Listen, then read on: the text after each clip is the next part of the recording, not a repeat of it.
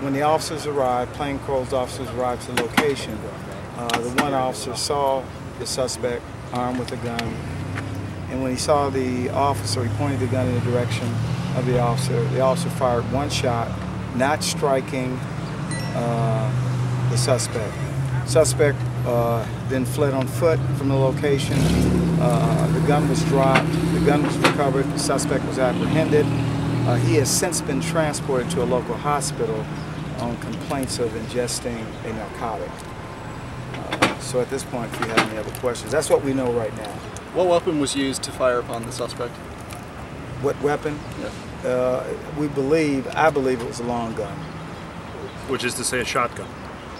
Not a shotgun, an a pistol, maybe an urban police rifle. Did he threaten the police in any way? The information I have right now, and it's still very early, 50 minutes since this incident, what I'm told is that he turned in the direction of the officer with the handgun, and the officers fired a shot. And again, our homicide unit is just now arriving at scene, so we'll have additional information.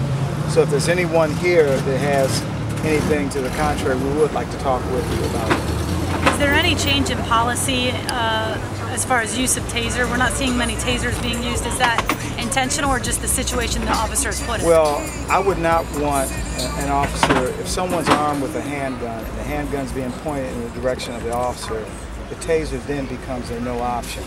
It's a life-threatening situation. And as you know, in our most recent shootings, we're talking about people armed with guns. You can't use a taser if someone's armed with a gun, especially if they're in a situation they're not in a place of cover, but that's not an option in that sense.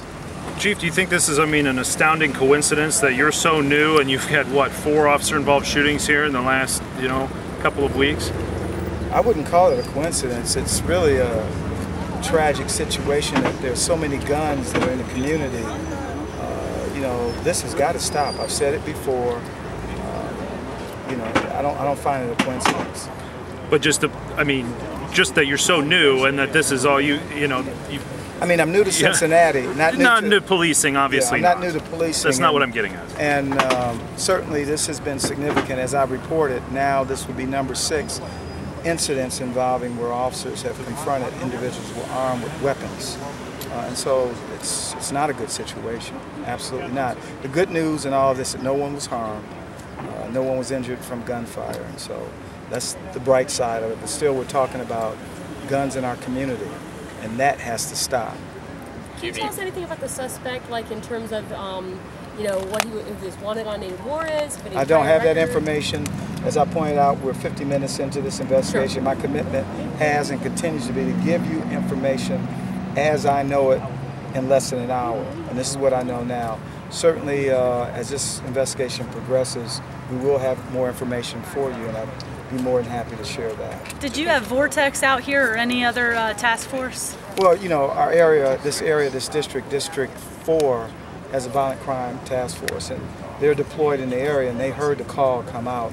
And again, the radio call was very descriptive of the fact that there was a fight, there was a crowd, and if I remember correctly, because I actually looked at the radio call comments before I spoke to you, it gave a description of a man with a gun in his 20s, male black, wearing white pants. Chief, what does this say about the mindset of some of these suspects? Not only do they have these guns, but they're not afraid to point them at law enforcement. Not at all. This is something that, according to my colleagues here in Cincinnati, are telling me this is truly out of the norm.